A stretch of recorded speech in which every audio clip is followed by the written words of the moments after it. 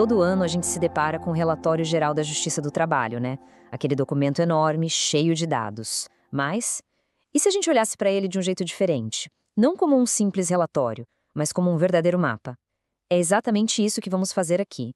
Vamos decifrar esses números e transformá-los num guia estratégico, um mapa dos principais riscos trabalhistas para as empresas no Brasil. A ideia é transformar a informação em inteligência de verdade para a gestão. Para essa nossa jornada, a gente vai ter 4 paradas principais. Primeiro, vamos entender o cenário geral, sabe? Qual o tamanho do desafio? Depois, vamos colocar preço nisso. Qual o custo real desses riscos todos? Aí, a gente vai fundo para descobrir onde exatamente esses riscos se escondem.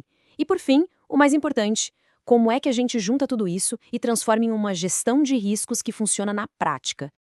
Bom, vamos começar então. Para a gente ter uma noção real do tamanho do problema, a gente precisa primeiro entender a escala. Qual o volume de verdade do litígio trabalhista no país hoje em dia? 4.090.000. É um número gigantesco, né? Esse foi o total de novos processos trabalhistas que entraram na justiça só em 2024. Mas o que chama mais atenção aqui é o crescimento, um aumento de 19,3% em um único ano.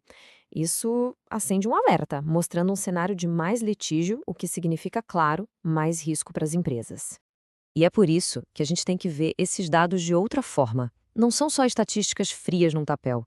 Eles são, na verdade, uma fonte riquíssima de inteligência. Cada processo, cada número, aponta para uma possível fraqueza na operação e, claro, um risco financeiro que precisa ser cuidado antes que vire um problema maior.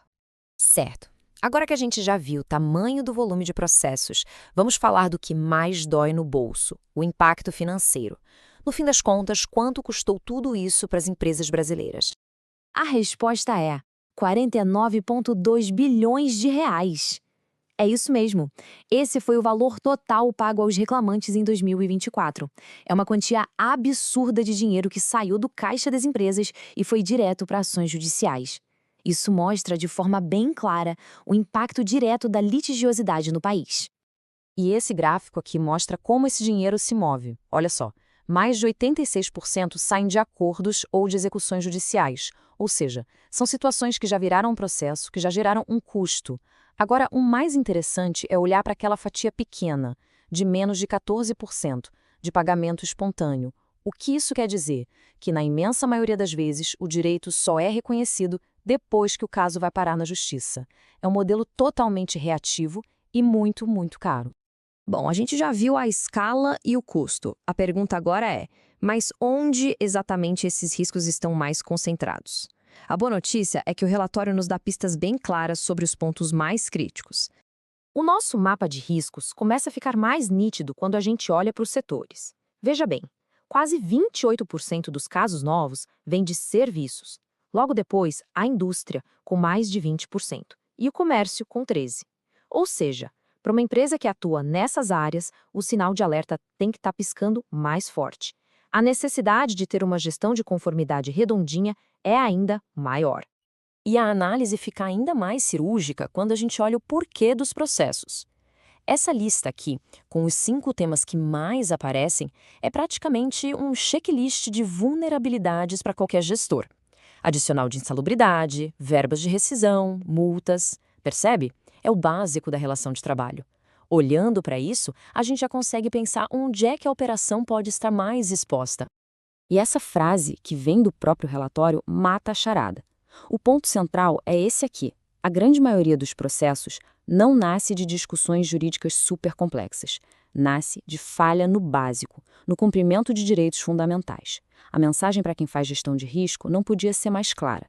O básico precisa ser feito de forma impecável. Certo? Até aqui a gente mapeou o cenário, calculou o custo e achou os pontos mais quentes.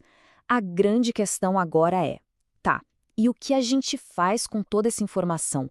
Como é que a gente transforma esses dados em uma estratégia de defesa proativa para o negócio? Uma coisa crucial de entender é que um processo trabalhista é uma maratona, não uma corrida de 100 metros. Do dia em que a ação começa até sair a sentença já se foram mais de 6 meses. Mas para fechar o ciclo todo, até o arquivamento final, a média de quase 2 anos e meio. E o custo aqui não é só o financeiro, não. Tem o custo invisível, o tempo da gestão, o desgaste da equipe, o foco que se perde e que deveria estar no crescimento da empresa. E é justamente para fugir dessa maratona cara e desgastante que a gestão de riscos trabalhistas é tão importante. A ideia não é ficar apagando incêndio, reagindo a processos. É criar um sistema para evitar que o fogo comece. É um trabalho contínuo de identificar as falhas, avaliar o tamanho do risco e corrigir tudo antes que alguém precise bater na porta da justiça. Então, a grande mensagem que fica dessa nossa análise é a seguinte: o relatório da Justiça do Trabalho não é um documento só para o time jurídico, de jeito nenhum. Ele é um guia estratégico para a gestão da empresa como um todo. Entender esses números, esses setores e os temas que mais se repetem é o primeiro passo e o mais importante, para construir uma estratégia de conformidade que de fato protege o negócio, blinda a reputação e, claro, economiza um dinheiro que deveria estar sendo investido no crescimento, não em briga judicial. E para fechar, fica aqui uma provocação para a gente pensar. Diante de tudo isso que a gente viu, os bilhões em custos, os setores mais vulneráveis e as falhas mais comuns, será que a estratégia de gestão de riscos das empresas hoje está mesmo focada nesses pontos? O foco está onde os dados mostram que o perigo é maior? Fica aí a reflexão.